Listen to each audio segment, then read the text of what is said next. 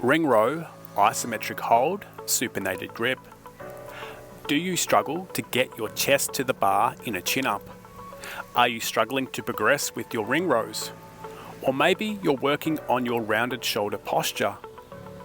Isometric holds are an excellent way to increase strength in the range of motion trained, plus or minus 10 degrees. The isometric ring row is an incredible exercise that builds upper body pulling strength and grip strength. The aim is to hold the topmost position of the ring row. As strength improves, you can increase the intensity of this exercise by moving the straps closer to vertical. The supinated grip ring row is performed by gripping the rings with the palms facing up. Once you have a tight grip, lie back with straight legs and arms.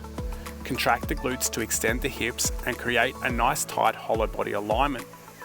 From this position, initiate the pulling motion by depressing and retracting the scapula.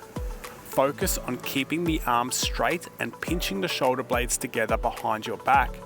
Do not allow the shoulders to shrug up. Keep the shoulders pulled back and down while performing ring rows. After retracting and depressing the shoulders, flex the elbows and pull the rings to touch the bottom of the chest. Keep pulling until you reach the topmost position of the movement when your elbows are behind your body and your biceps are touching your forearms. The ring row intensity is dictated by the angle of the torso and the height of the rings. By walking the feet forward, you can make the exercise harder.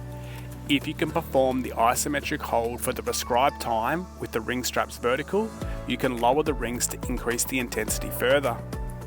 Find the angle that allows you to hold the topmost position for the prescribed amount of time. It's important to try and progress this movement over time. Do not stay at the same torso angle.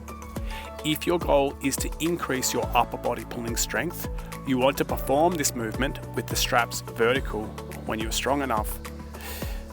If you found this video helpful, please subscribe to the Sustainable Training Method YouTube channel, as this encourages me to keep making great content.